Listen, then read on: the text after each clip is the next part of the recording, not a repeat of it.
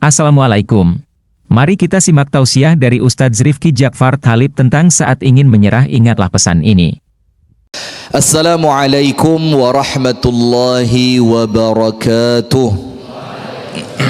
Hadirin sekalian, tema kita di malam hari ini adalah tema ini insyaallah untuk menyemangati, memberikan support, memberikan semangat untuk siapapun yang oleh Allah sedang diberikan ujian, sedang diberikan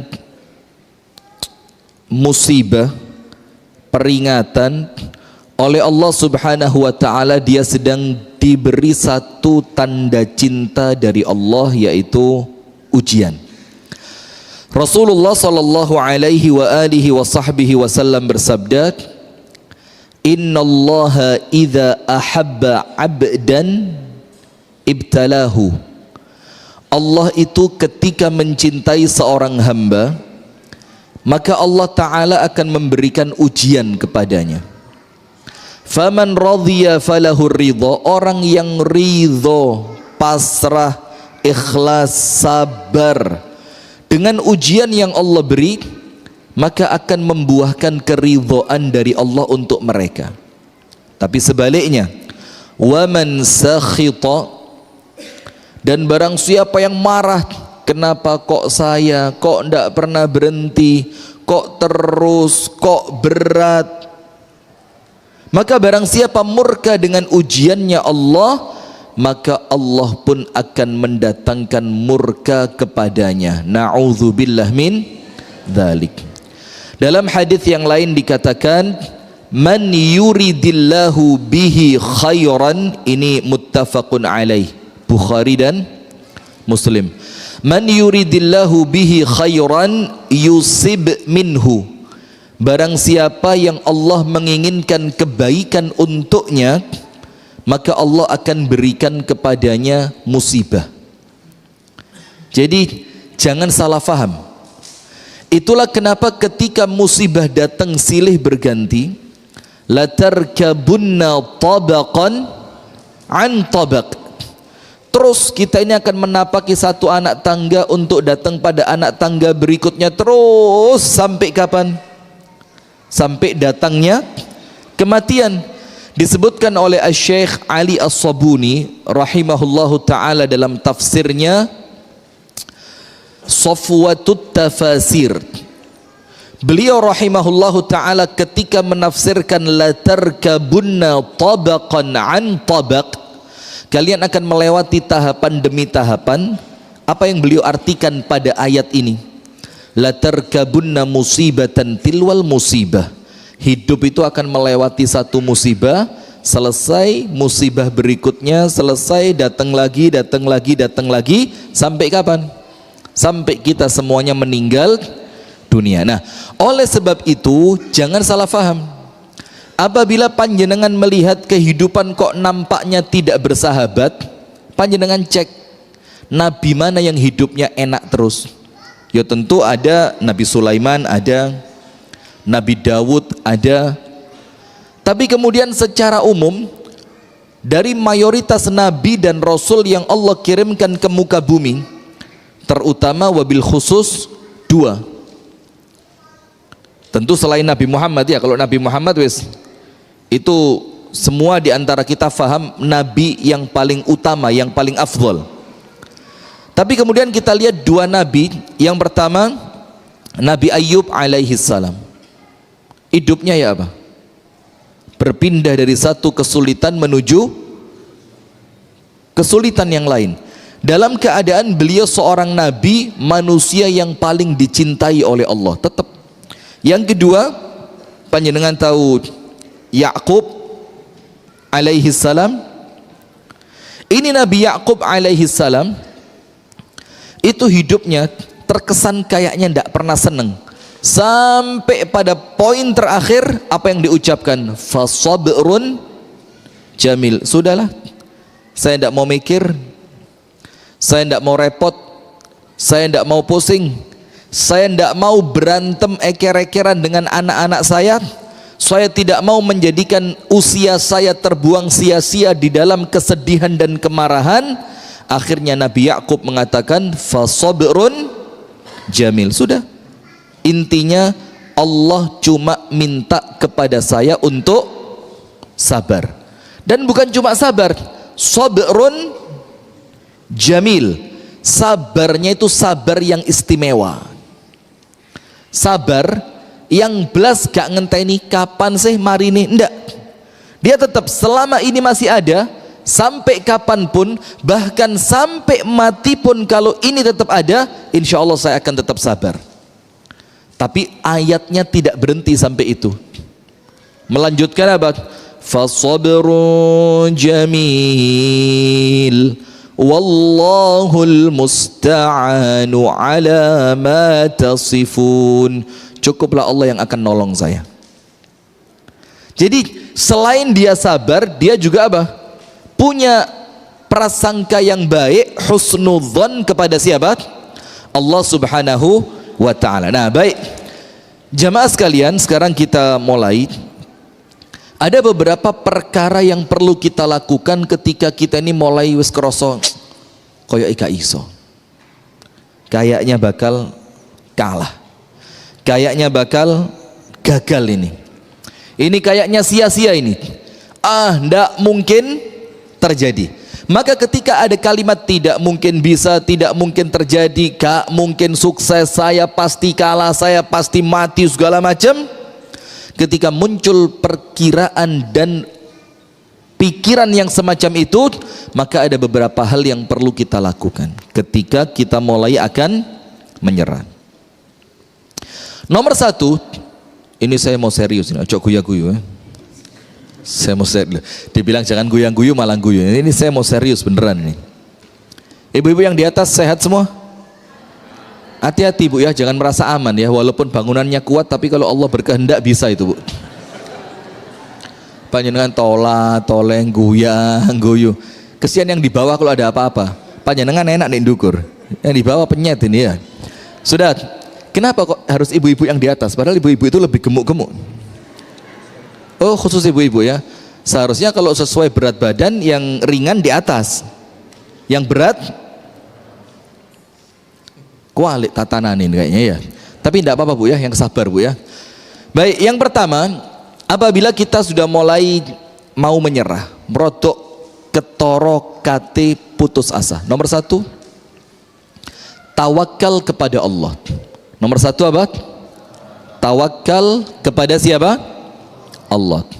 Tapi ingat, tawakal itu bukan pasrah, tapi ikhtiar maksimal dengan menyerahkan hasil kepada Allah. Itu tawakal, ikhtiar secara apa? Maksimal. Semua cara yang bisa dilakukan, tidak ada kata males, tidak ada kata pesimis, tidak ada kata putus asa, dilakoni sama dia, jalan dia. Tapi kemudian ciri khas orang yang tawakal itu, dia tidak bersandar pada ikhtiarnya, karena dia tahu semua urusan itu berada pada kuasanya siapa? Allah.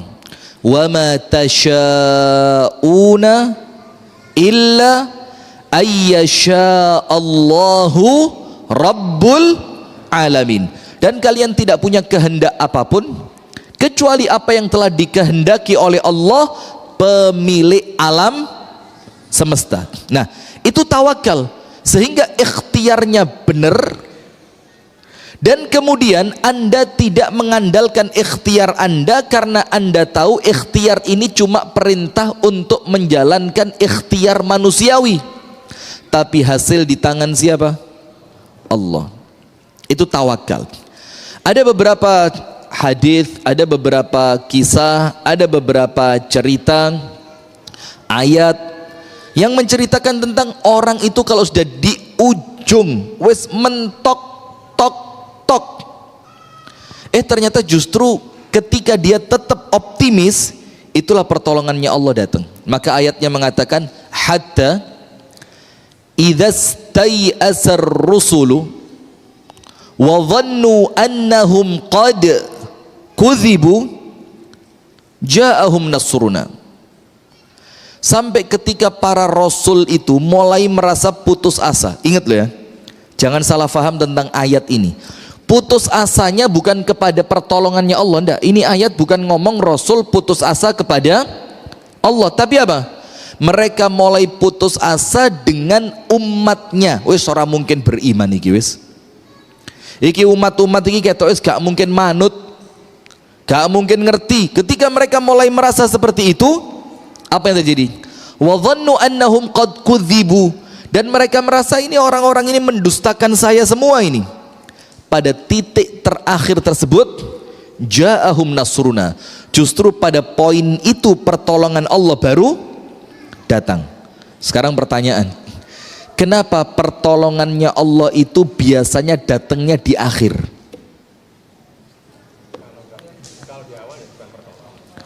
Kalau di awal bukan pertolongan, supaya memaksimalkan ikhtiar, supaya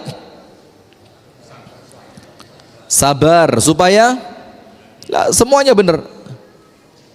Apa?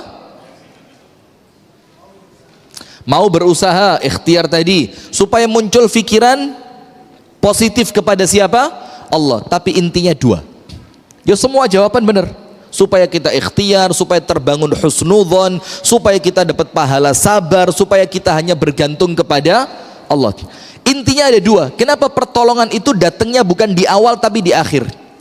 Nomor satu, supaya ikhtiar panjenengan mentok, ndak ketemu jalan, akhirnya panjenengan tahu kalaupun sukses bukan karena Anda tapi karena Allah. Jadi manusia kan kadang-kadang begitu ya, rotok gayat tok gitu kan. Iki lek kudu aku, gak beres. Iki mang coba gak lewat kene, oh ya gak teko. Iki mang coba manut Google Map, oh mlebu kuburan aku. Coba. Sehingga terkadang kesombongan manusia itu muncul tanpa sadar, tapi namanya sombong, ya sombong. Maka itulah kenapa oleh Allah disuruh ikhtiar dulu. Wes entekno tenagamu. Habisin semua ikhtiarmu, keluarkan semua kecerdasanmu, keluarkan semua tenagamu, entekno duitmu, tilpunan kau wabeh sing kok kenal. Sampai terakhir ternyata semuanya tidak mendatangkan pertolongan. Lah kok qadarullah wa ma syaa fa'al, ja'ahum nasruna. Tiba-tiba oleh Allah dikasih pertolongan.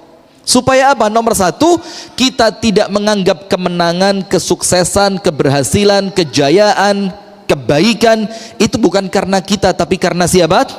Allah. Nah disitulah ketika panjenengan wis mentok tok tok ucapannya apa? Wis ya Rob, la haula wala quwata illa billah, hasbunallah wa ni'mal wakil, ni'mal maula.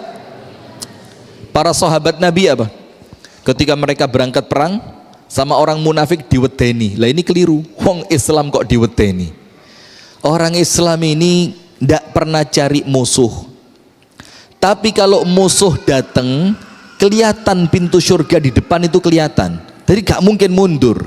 Itulah kenapa pergi melarikan diri dari medan perang itu termasuk dosa besar. Kenapa? Karena dikai surga lah kok pelayon.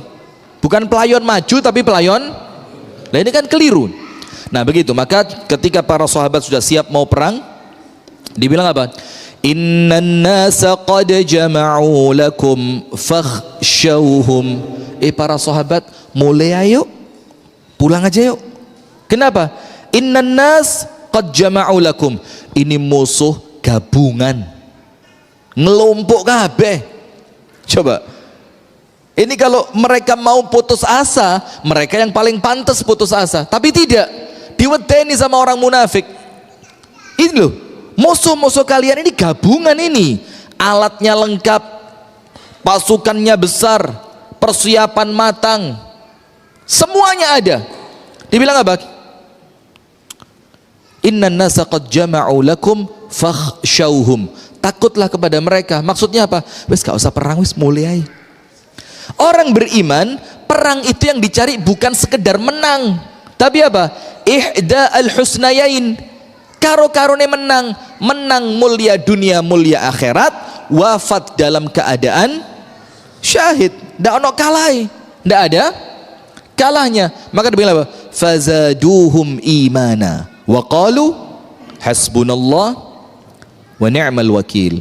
Ternyata semakin diwedeni, mereka merasa apa?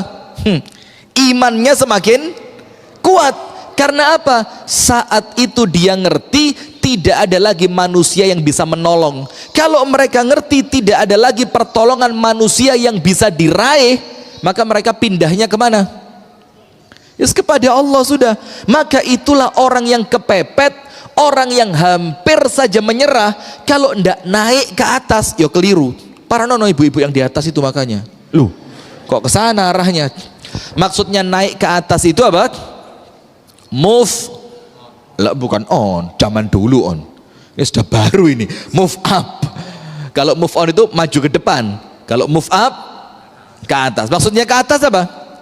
Ketika mereka tahu manusia tidak bisa lagi diharapkan, keluarga menjauh, teman akrab pergi semua, bahkan anak istri meninggalkan kita, uang tidak lagi berarti, jabatan sudah tidak ada, wis purna kabeh. Terus mau kemana?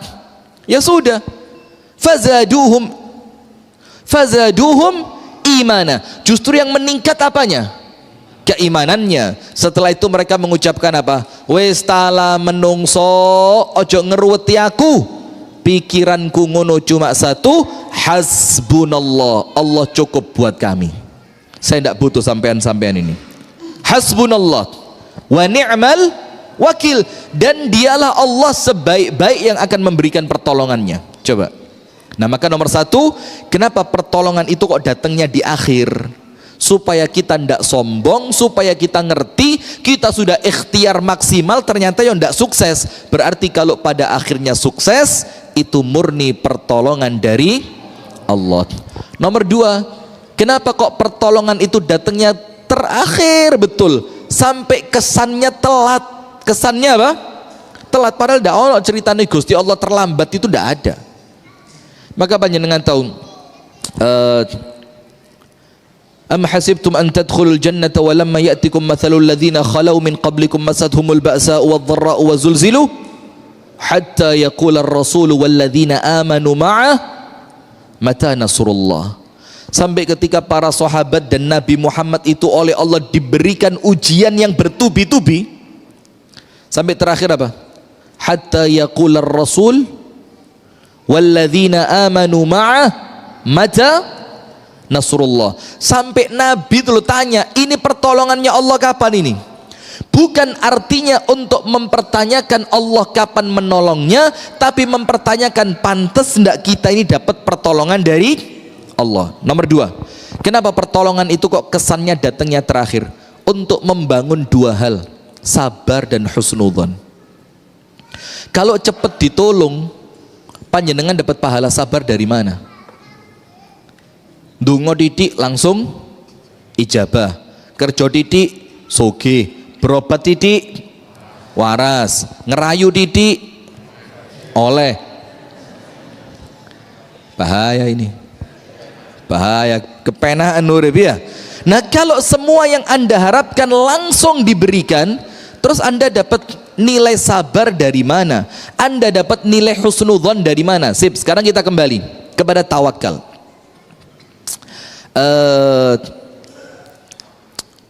Tawakal ini jamaah, kalau urusannya pakai contoh rezeki, ini insya Allah panjenengan hadisnya sudah hafal semua.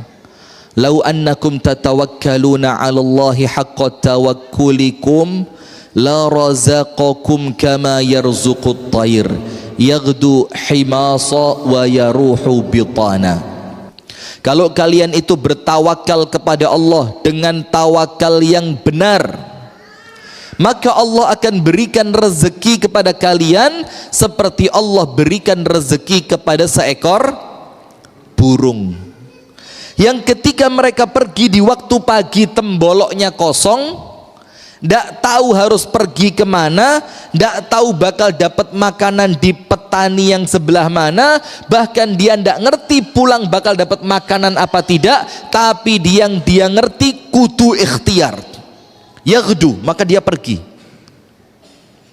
Himasa, gak duwe bekal, temboloknya kosong, perutnya kosong. tapi dia pergi dan berangkat. Ketika pulang, wa yaruhu bitana. Ketika pulang perutnya sudah penuh terisi makanan. Itu tawakal.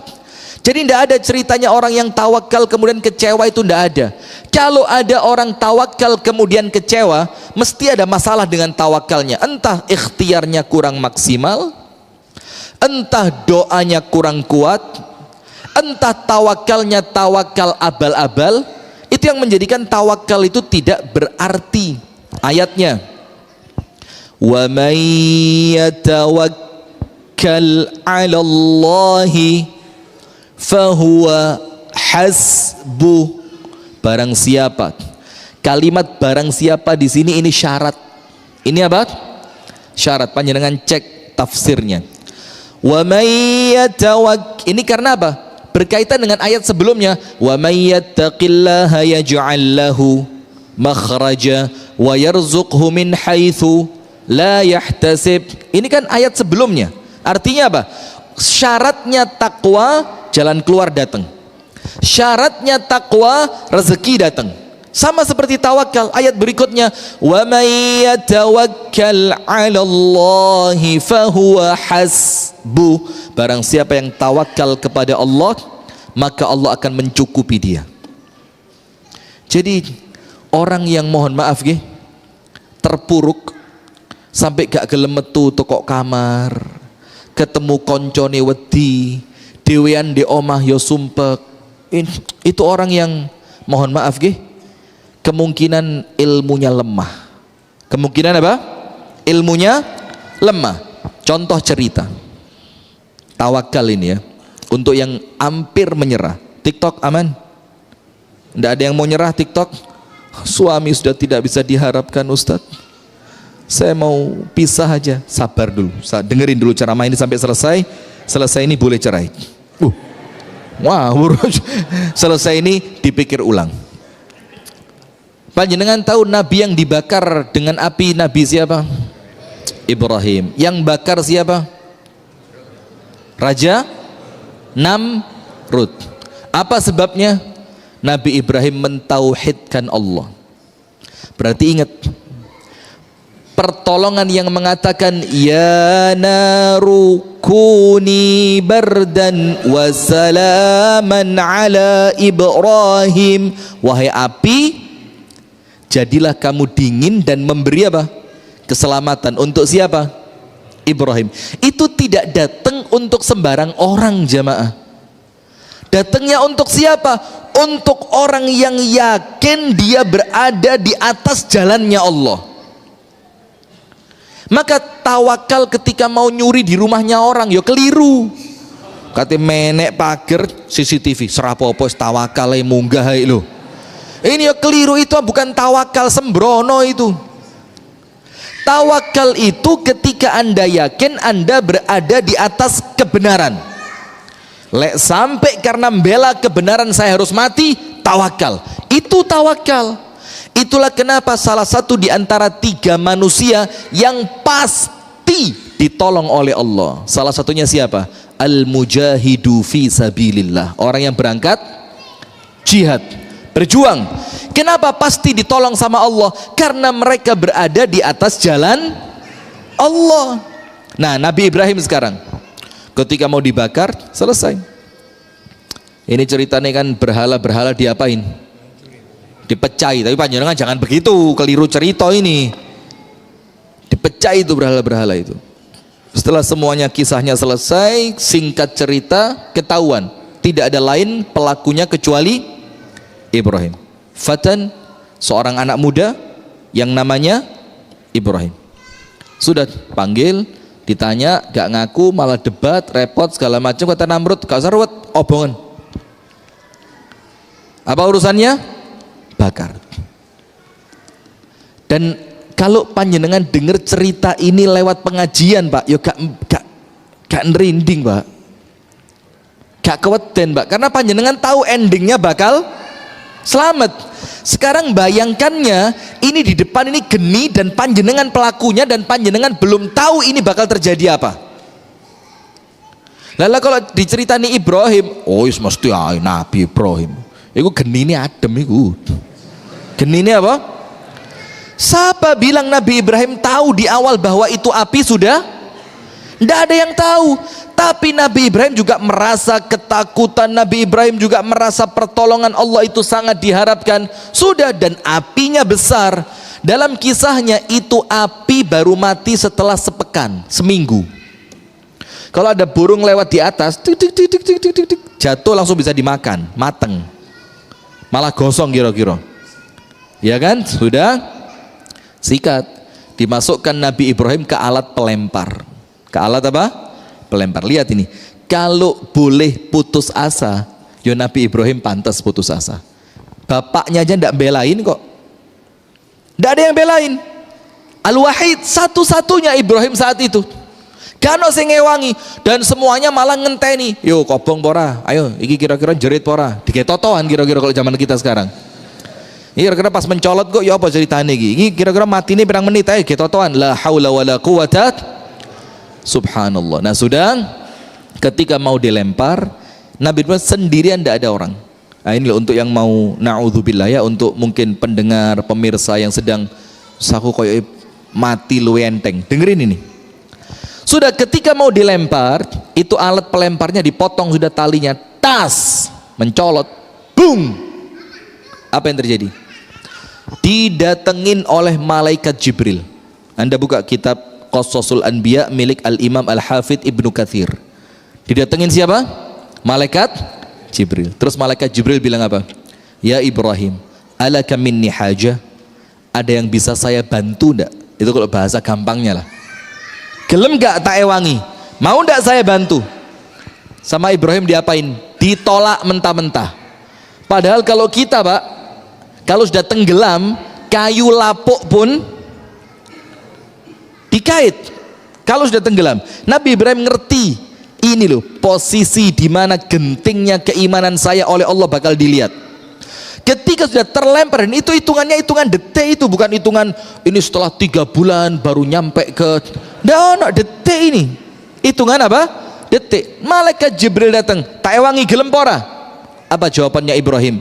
Imma minka fala. Kalau dari kamu saya tidak butuh, ngalio. Jibril loh ini Pak.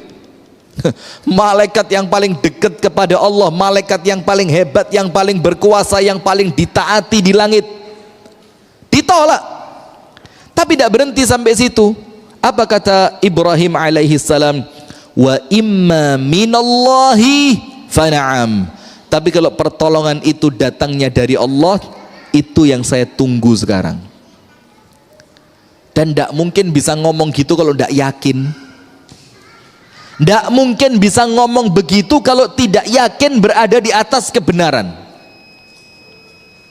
Ya terus banter nih. Tidak mungkin bisa begitu. Orang itu bisa tenang Mbak kalau dia yakin benar. Iya Banda. Orang itu tenang kalau dia yakin apa? Bahkan mati pun siap. Wong aku bener. Tahu kisahnya Ashabul Ukhdud? Aduh ngerti porai. Saya husnudzon ngerti, nanti ternyata tidak ngerti. Tak balani cerita gua waktu. Ya sudahlah, daripada bingung azan dulu aja lah ya. Sudah ya, ini teman-teman TikTok jangan kemana-mana, kita lanjutkan ba'dal azan. Dan teman-teman pemirsa semua, kita akan lanjutkan kajian ini setelah azan.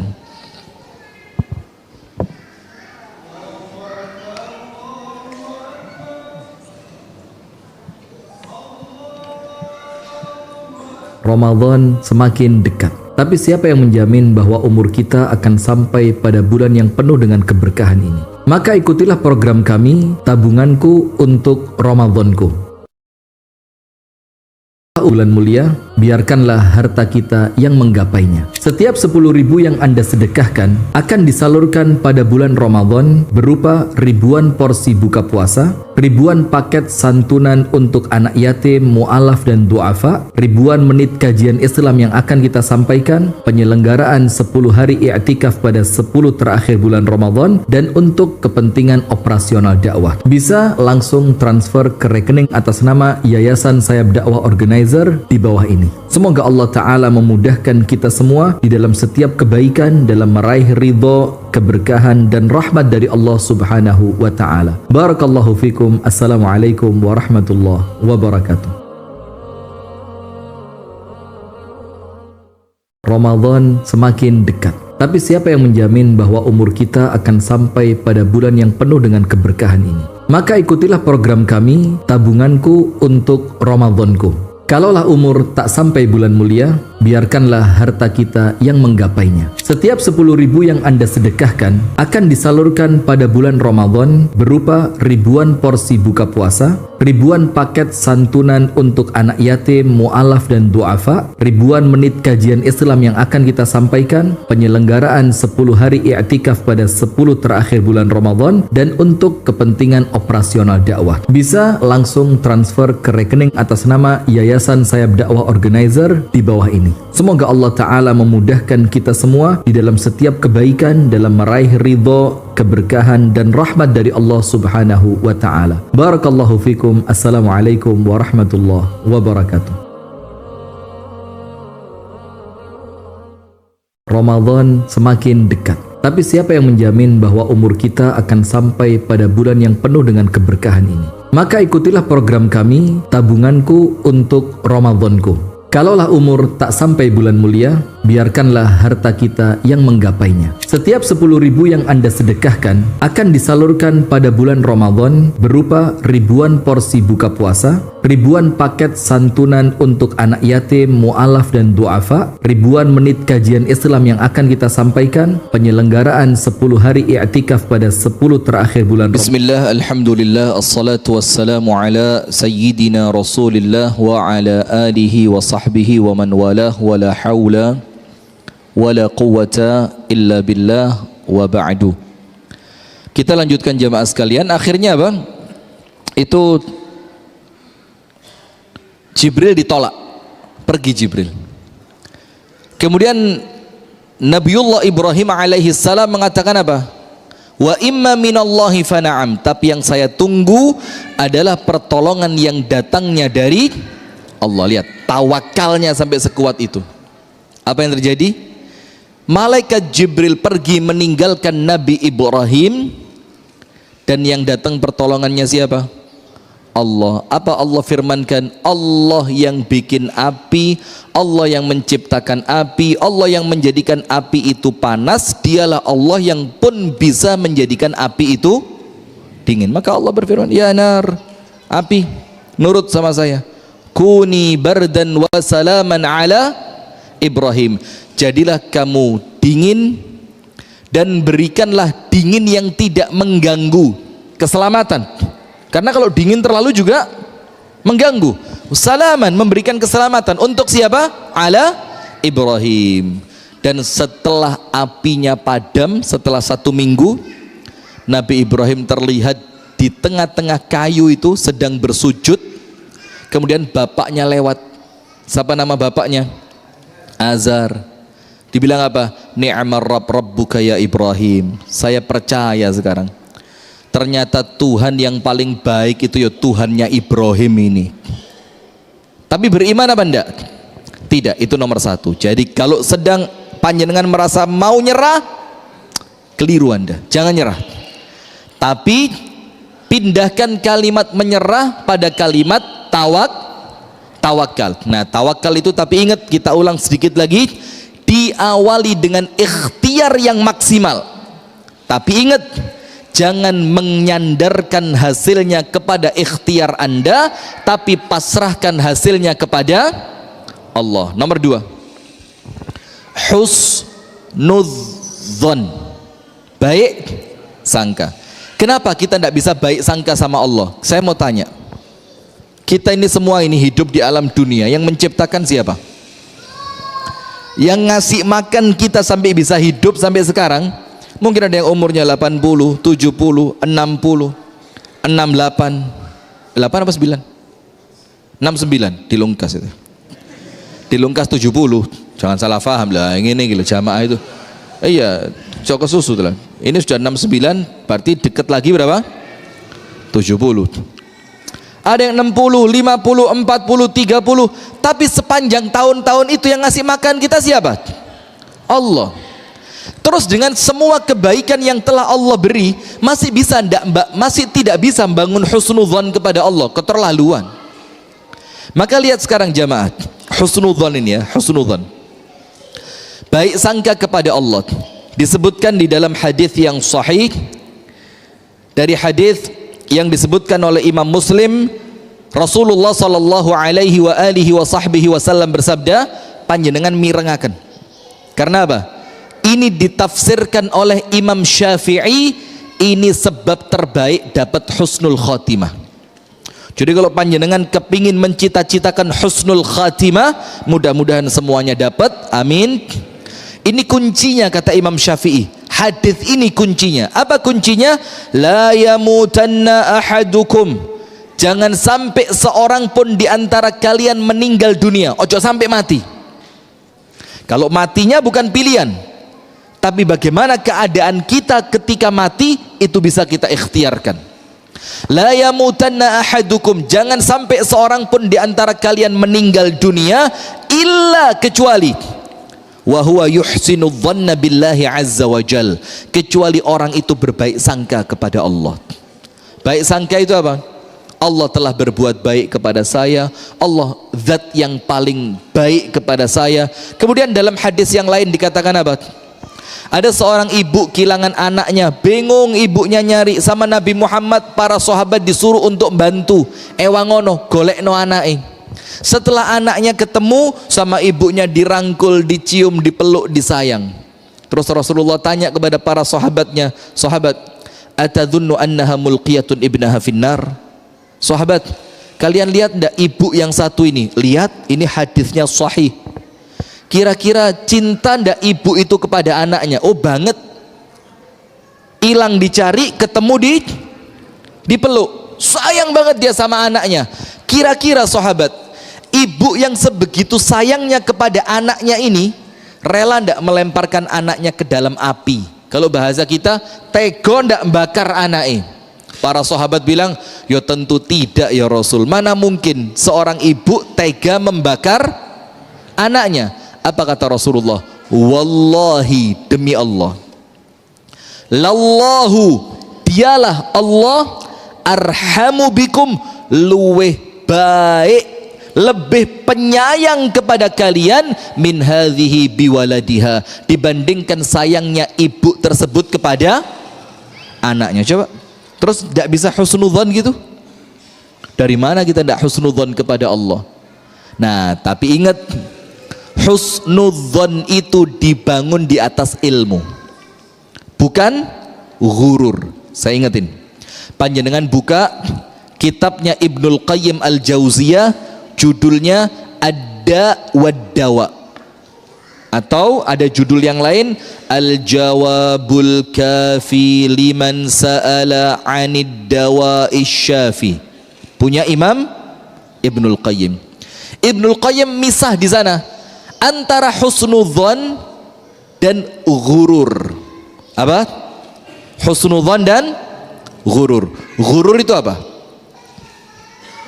Ghurur itu orang yang terlena, tertipu, terpedaya, sambil melakoni dosa sambil mikir Allah pengampun. Tidak pernah sholat tapi berharap nanti meninggalnya pas sujud. Tidak tahu poso tapi ingat Allah punya pintu surga namanya Ar-Rayyan, bukan masjid, pintu surga. Nah, coba, ini bukan husnudzon, ini apa? Ghurur, tertipu. Dan yang membisikkan tipuan itu siapa? Setan. Dengan cara apa? Taswif. Saya ulang, ada husnudzon, ada ghurur. Ghurur itu apa? Tertipu sambil maksiat tapi pikirannya Allah Maha Pengampun. Ghurur tadi siapa yang meniupkan? Setan. Lewat apa? Taswif. Jadi ghurur lewat setan, caranya taswif. Taswif itu apa?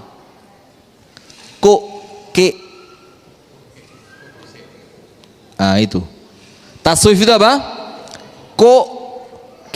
Mas sholat lewis tuwe. Sabar, tenang. Tahu saya. Ini bahasa kami, Anda jangan menghina ya. Sarah ini, saya laporkan ITE kena panjenengan. Ini bahasanya orang Batu ini. Le sholat Itu kan Jombang. Iya, kalau bahasa Inggrisnya gitu, nanti dulu. Sudah dibilang apa? Nanti dulu.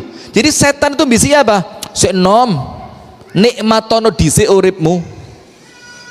Nanti lewes krasa watuke mulai jero. Wes mulai salato, ngajiyo, tobato. Itu taswif. Bikin orang apa? Maghrur, tertipu dia. Tapi kata Ibnul Qayyim, husnudzon itu amal, ilmu dan ikhtiar. Contoh, panjenengan mancing. Tapi genek senari kayu tok. Joran tok. Terus panjenengan mikir, mesti untuk iwak iki. Karena Allah sama dengan prasangka hambanya. Coba, ini husnudzon apa tertipu ini? Coba, husnudzon apa tertipu? Tertipu. Maka yang dibangun bukan husnudzon tapi angen-angen. Oleh alhamdulillah gak oleh yo ben. Itu. Nah, maka beda antara husnudzon, tapi husnudzon itu dibangun di atas ilmu. Dia tahu saya husnudzon, pasti saya matinya husnul khotimah. Nah, husnudzonnya itu punya ilmu. Kenapa? Karena seseorang akan wafat sesuai dengan kebiasaannya. Kalau saya kepingin wafatnya husnul khatimah dalam keadaan sujud, maka saya ngerti ilmunya, harus senantiasa sholat. Itu husnudzon.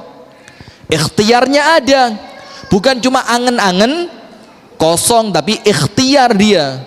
Nah, maka begitu. Sekarang begini, yang kedua, kalau panjenengan mulai mau nyerah, nomor satu tawakal, nomor dua apa? Husnudzon.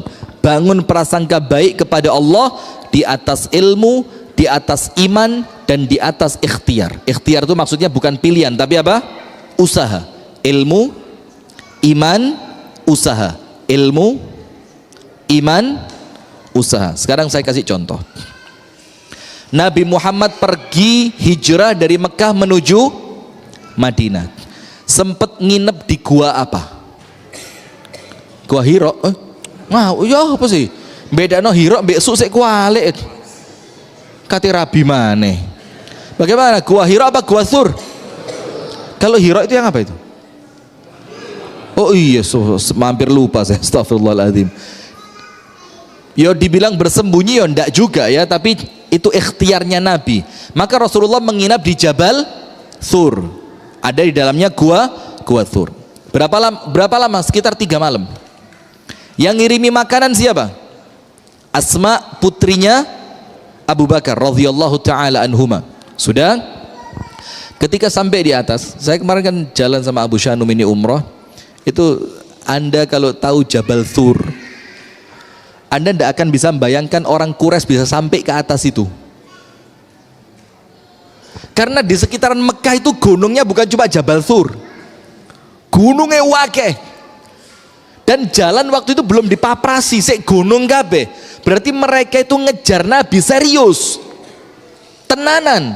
Dicek jejaknya, ketemu sampai Jabal Tsur. Ketika itu apa? Ya macam-macam lah ceritanya ya. Ada merpati yang katanya ndak terbang, ada laba-laba yang katanya membuat sarang. Tapi di saat itu, lihat, Nabi Muhammad punya ilmu, Nabi Muhammad imannya luar biasa, dan usahanya juga maksimal. Kalau Nabi Muhammad usahanya tidak maksimal, ya gak lari dari Mekah menuju Madinah lewat jalan tikus, lewatnya jalan apa? Jalan umum. Nabi Muhammad bilang, Nabi kok. Gak mungkin Mbak Gusti Allah gak diewangi. Loh, ini beda konteks ini. Ini dakwah bukan Isra Mi'raj, Pak. Mekah, Baitul Maqdis jauh lebih panjang rutenya, luwe dawa, luwe ado. Itu Allah cuma panggil kendaraan yang namanya burak, anter budal sak kedipan meripat cerep lu Baitul Maqdis ini. Pertanyaannya, kenapa waktu hijrah ndak pakai buruk? Apalagi di servis? Ayo, kenapa? Mana buruknya, mana buruk? Monggo dijawab. Mana buruknya? Allah yang ngirim buruk, dialah Allah yang nyuruh hijrah. Kenapa waktu Isra Mi'raj dikirimi burak, waktu disuruh hijrah tidak ada buraknya? Gimana sih waktu dibutuhkan malah nggak datang? Nah, itulah ibu-ibu yang ngamuk nang bojone ya. Ya apa sih? Pas omah bocor kok sampean pas mancing, Mas. Kudu mancing iwak sampean iki, Mas, mancing masalah. Coba. Nggak pakai kalimat begitu karena Rasul tahu ini saatnya pendidikan untuk umatnya. Yang diawali mendidik siapa? Abu Bakar. Sudah masuk Jabal Thur, bersembunyi di gua Thur. Orang-orang kafir Quraisy sampai di atas. Abu Bakar mulai gelisah, panik. Terus Abu Bakar mengatakan, ya Rasulullah, lau ra'au ila aqdamihim la ra'auda. Kalau mereka itu kepalanya ditundukkan, seret, konangan kita ini. Kalau mereka itu ndingklu, ketangkep kita ini. Apa kata Rasulullah? La ya Abu Bakar, tidak. Salah faham kamu. Kenapa? Ma dhannuka, Abu Bakar coba dijawab. Bagaimana pendapatmu bithnain, dengan adanya dua orang, Allahu thalithuhuma, Allah jadi yang ketiga di antara mereka berdua. Kira-kira ketangkep enggak? Abu Bakar bilang kalau Allah yang ketiga, ya enggak. Maka Rasulullah bilang apa? La tahzan, innallaha ma'ana. Maka orang itu kalau mau husnudzon harus yakin Allah bersama dia. Artinya dia di garis perjuangannya Allah. Husnudzon itu bukan ketika maksiat. Husnudzon itu bukan untuk orang yang medit. Husnudzon itu bukan untuk orang yang jauh dari Allah, tapi husnudzon itu terbangun ketika Anda sedang dekat kepada siapa? Allah. Maka Rasulullah ngomong sama Abu Bakar, idh qala li sahibihi la tahzan innallaha ma'ana. Diabadikan dalam Al-Quran, kelihatan ayatnya. Jangan sedih, jangan takut, jangan panik, jangan gelisah. Kenapa? Allah bersama kita.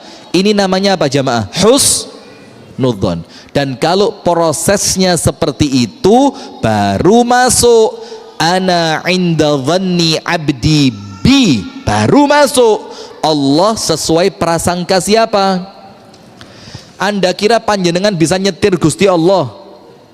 Mus pokoknya aku mikir ngene mesti kedaden nih, aku wali kok. Lu. Dari mana ceritanya Allah bisa disetir itu loh? Nah, maka Allah sesuai prasangka hambanya kudu sakarepe dewe, ada prosesnya, ilmunya bener, imannya kuat, usahanya jelas, baru mengatakan jangan sedih, Allah bersama kami. Pertanyaan terakhir, ketangkep tidak Nabi Muhammad bersama Abu Bakar? Apa awalnya? Husnudzon. Panjenengan tahu Nabi Musa? Nabi Musa tahu? Musuhnya Nabi Musa siapa? Fir'aun. Fir'aun ini siapa? Rojo paling kuoso di zaman ini. Di zamannya minta apa dapat? Sampai yang dibangun bukan Masjid Ar-Royan, piramid. Pernah ke Mesir? Wah, kesian ya. Saya sudah naik pesawat, Pak, berhenti di Mesir, jalan-jalan ke piramid. Ternyata fatwanya Syekh bin Bas tidak boleh. Tapi kan saya tidak niat ya, terpaksa aja, gak apa-apa, sampai Mesir telapo mana ya. Jadi fatwanya Syekh bin Bas itu datang ke tempat wisata yang tempat wisata itu syiarnya orang kafir atau musuhnya Allah, itu kata Syekh bin Bas dalam fatwanya dihindari. Apa? Dihindari. Yang ngomong haram ya opo kan, tapi maksudnya buat apa gitu loh. Itu batunya, Pak, ya Allah, gede-gede. Itu Firaun. Sudah, Nabi Musa ini lari dari Mesir. Yang dibawa adalah Bani Israel, menyelamatkan Bani Israel. Ketika lari kepentok laut. Mentok di mana? Laut. Perahu ndak ada, renang gak masuk akal. Ya apa? Di belakang Fir'aun dan bala tentaranya sudah kelihatan. Dung. Ini mainnya bukan main bondo nekat ini, Pak. Ini mainnya main iman. Iman dibangun di atas ilmu, tapi tetap ikhtiar, bukan imannya dapat, ilmunya dapat, longgo di masjid. Astagfirullah, astagfirullah, astagfirullah, la ilaha illallah, Allahumma sholli ala Muhammad, la haula wala quwwata illa billah. Melayu, ikhtiaro, golek dalan, bukan duduk di sudah depan laut, belakang Fir'aun. Apa kata Bani Israel? Ketun melok Musa iki mang. Mati wis Musa lapo melok Musa peh dek Mesir emang karuan kok wis soro titik tapi selamat. Melok Musa iki wis ngarep laut buri Fir'aun. Akhirnya mereka bilang apa? Inna lamudrakun. Musa, kita ini bakal ketangkep ini. Inna lamudrakun. Apa jawabannya Musa? Kalla, ndak mungkin ketangkep. Saya mau tanya, Musa kok bisa yakin ndak mungkin ketangkep itu karena apa? Ndak punya perahu loh ini. Belakang siapa? Kok iso yakin? Karena Nabi Musa yakin berada di atas jalannya Allah. Pasti sama Allah Pak, ditolong. Nabi Musa bilang, kalla, ndak mungkin ketangkep. Bani Israel bilang, wes tala Musa ngarep laut buri Fir'aun.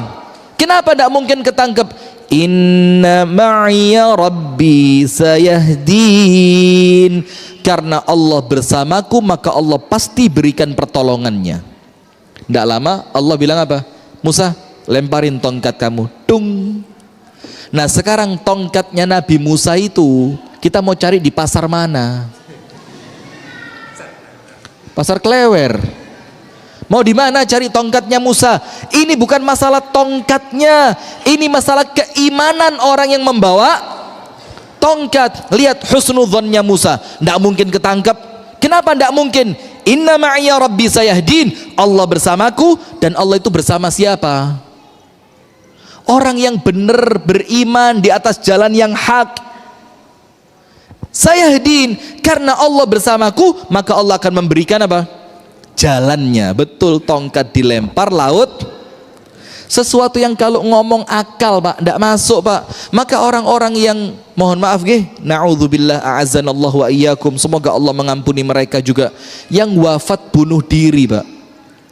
Itu kenapa? Yang dipakai otaknya bukan imannya. Yang dipakai apa? Maka orang-orang yang hampir menyerah itu jangan berbicara dengan otak Anda. Berbicara dengan apa? Imanmu. Allah maha kuat, Allah maha mampu, ala kulli syai'in qadir. Lah kalau panjenengan ngomongnya akal, mau tak ceritani satu kisah, tapi ya apa waktu ini ini. Iya, pokok tadi infonya dari Ustadz Gatot ini, pokok lek jamaah sik melilik terus nih. Lek jamaah wis ndingkluk tutupan, itu panjenengan sik melilik kabeh ternyata ya. Begini ceritanya. Saya pernah ketemu satu tukang buah, jualan buah gendong di Jakarta.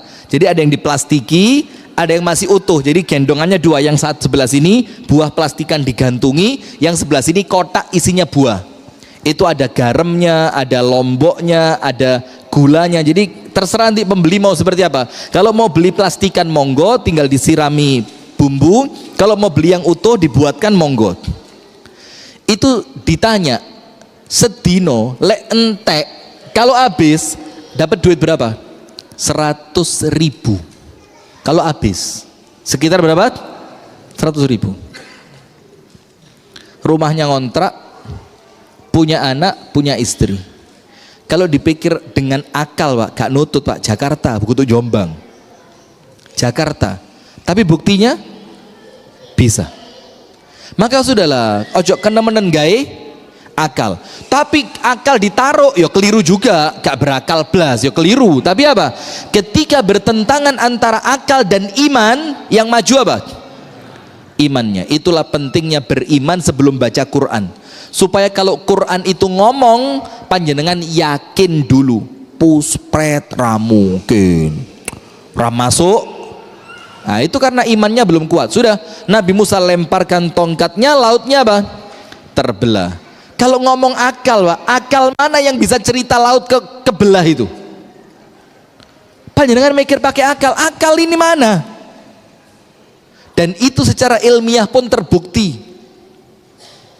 Sudah kebongkar, Nabi Musa lewat, selamat apa enggak? Bani Israel selamat apa enggak? Selamat.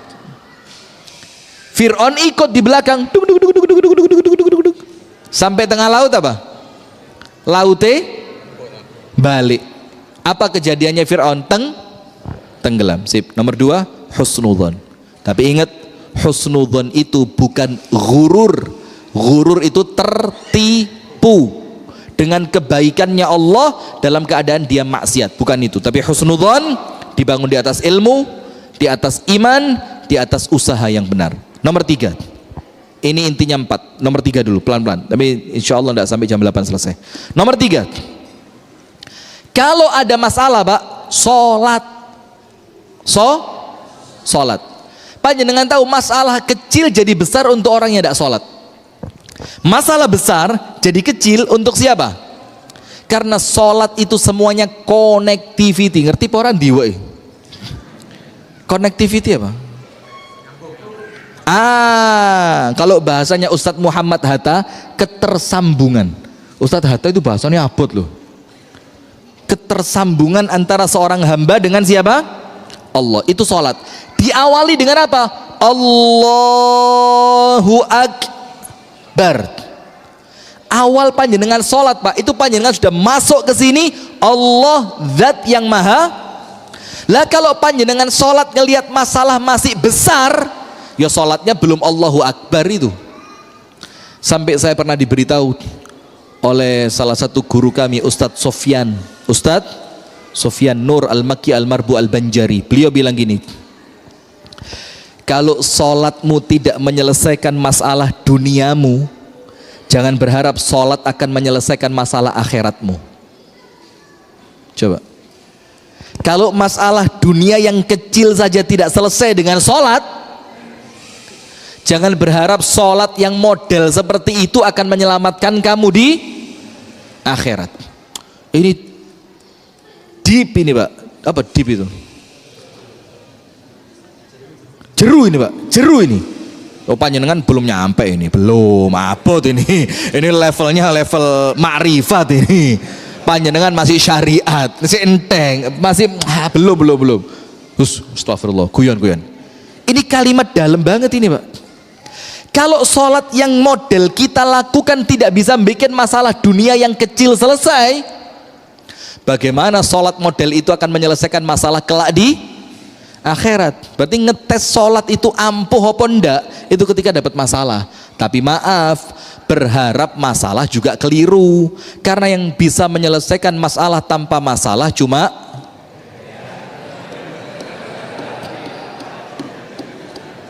ngawur mulai. Nah, itu pegawainya itu yang pakai topi hijau itu alumnus, tapi dalam kalau status gitu bukan lulusan DU karena pensiun dini. PD berarti ya, PD itu apa?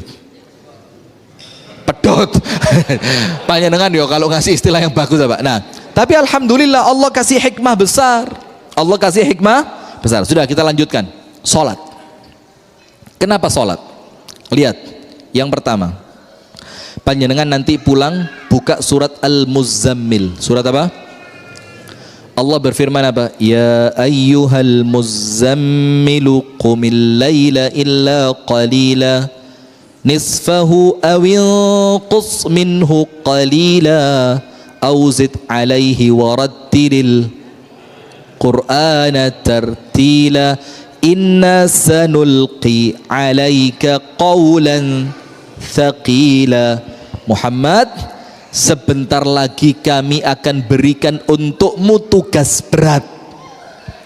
Maka ketika Allah akan memberikan tugas berat, oleh Allah dikasih latihan dulu. Latihannya apa? Qumil laila, sholat. Plus ditambahi kalau mau lengkap, warattilil Qur'ana, sholat dan ngaji. Ketika Allah akan memberikan tugas berat, Allah kepingin tugasnya sukses. Allah tahu bagaimana biar tugas berat ini sukses. Ini loh untuk yang mau nyerah-nyerah itu. Mungkin sholat Anda belum serius. Karena Allah kepingin tugas ini sukses, Allah kasih cara bagaimana biar yang berat terasa ringan. Sholat. Kemudian ayat yang lain, wasta'inu bis sabri wassalah wa innaha lakabiratun illa 'alal khashi'in. Memang sholat itu ndak enteng, Pak, abot. Terakhir orang itu ngomong, oh sholat cuma 5 menit, loh 5 menit. Tapi sholat ini bukan fisik, sholat ini iman, sholat ini hati, sholat ini dorongan ketika kita yakin kepada Allah subhanahu. Lihat, wasta'inu, dan mintalah tolong kepada siapa? Allah. Bisabri, dengan cara apa? Sing sabar, wassalati, dan dengan salat. Disebutkan oleh Ibunda Aisyah, Nabi Muhammad itu kalau tiba-tiba dikejutkan dengan masalah, apa yang terjadi? Di dalam hadis dikatakan, kana idza hazabahu amrun fazi'a ila salat. Nabi Muhammad itu kalau dikejutkan masalah besar, langsung salat. Langsung apa? Salat. Setelah salat bagaimana? Selesai urusan. Nah, maka kalau panjenengan mulai merasa mau nyerah, Pak, perbaiki dulu sholatmu. Kalau setelah memperbaiki sholat lah kok masih mau nyerah, silahkan sudah, karena tidak mungkin insya Allah. Anda kalau sholatnya baik, semua urusan oleh Allah akan diperbaiki. Sesuatu yang Anda pikir tidak mungkin selesai, dengan sholat selesai. Terakhir penutup, doa. Tawakal. Gak usah sok kuat, gak usah sok pinter, gak usah sok bisa menyelesaikan masalah. Tawakal sama Allah, serahno, hasbunallah wa ni'mal wakil, la haula. Nomor 2, husnudzon. Nabi Musa dikejar Fir'aun, husnudzon, gak mungkin ketangkep, Allah bakal bantu, betul. Nabi Muhammad di Jabal Thur, di Gua Thur, Abu Bakar bilang, lek mereka nunduk ke bawah kita ketemu. Ndak. Bagaimana kalau ada 2 orang Allah yang ketiga? Selesai. Tapi ingat, husnudzonnya dibangun di atas ilmu. Nomor 3, salat. Wasta'inu bisabri wassalat. Nabi Muhammad ketika mau dapat tugas berat disuruh sholat. Kalau ada masalah langsung sholat. Kalau sholatnya beres, semua sama Allah bakal dibereskan. Yang terakhir, doa. Kita ini kadang-kadang lupa kalau kemudian kita ini jamaah punya senjata paling kuat yang namanya apa? Doa. Panjenengan saya kasih PR, termasuk pemirsa Jami'iyah Al-Tiqtaqiyah. Nanti kita bikin yayasannya insya Allah. Ada yang nonton ini? Alhamdulillah. Jami'iyah Tiqtaqiyah, tulis PR-nya apa? Membaca surah Al-Anbiya. Untuk yang sedang sedih, untuk yang sedang putus asa, untuk yang mau nyerah, PR Anda baca surat Al-Anbiya mulai awal sampai selesai. Tapi bukan cuma dibaca, artinya juga dibaca. Kenapa? Surat Al-Anbiya menunjukkan kepada Anda Allah nolong Nabi Ibrahim. Surat Al-Anbiya menunjukkan kepada Anda Allah ngasih anak kepada Nabi Zakaria setelah merasa dirinya sudah tua, umurnya ada yang ngomong 80, ada yang ngomong 90. Istrinya dalam keadaan mandul. Dalam surat Al-Anbiya panjenengan tahu bagaimana Allah menyelamatkan Nabi Nuh. Dalam surat Al-Anbiya Anda akan tahu bagaimana Allah menyelamatkan Nabi Yunus dari perutnya ikan paus. Dalam surat Al-Anbiya Anda akan tahu bagaimana Allah menyelamatkan Nabi Ayub dan Allah berikan kepadanya 2 kali lipat dari yang hilang sebelumnya. Surat apa? Al-Anbiya. Dan semua itu diawali dengan apa? Doa. Fastajabna lahu. Intinya Allah terima doa mereka. Kalau Allah terima doa mereka berarti sebelumnya mereka ngapain? Kalau Allah terima doa mereka, berarti sebelumnya mereka ngapain? berdoa. Lah kita ini kadang-kadang meremehkan doa. Padahal Allah berfirman, wa qala rabbukum ud'uni astajib lakum. Allah tidak bisa mengingkari janji, Pak. Kalau Allah bilang dongo tak kei, yang yakin. Tapi ingat, ketika berdoa harus jauh dari kemaksiatan. Ketika berdoa harus jauh dari harta yang haram. Ketika berdoa hatinya tidak boleh lalai, harus yakin doanya oleh Allah bakal diijabah. Ibu-ibu faham? Ibu-ibu faham? Mbak Huti faham? Mbak Huti faham? Eyang Putri faham? Bule faham? Bude faham? Ukhti faham? Ummahat faham? Tawakal, husnudzon, salat, doa. Tawakal, husnudzon, salat, doa. PR-nya baca apa? Surah Al-Anbiya. Nanti pulang panjenengan buka surah Al-Anbiya, atau nanti malam sebelum subuhan selesai tahajud piye Ustaz? Subuh setengah 8. Walah, kalau subuh setengah 8 putus asa ya pantes ya. Sebelum subuh buka surat Al-Anbiya, renungi, insyaallah uripmu tenang, urip saya tenang, urip panjenengan tenang, urip semuanya tenang. Amin ya rabbal alamin.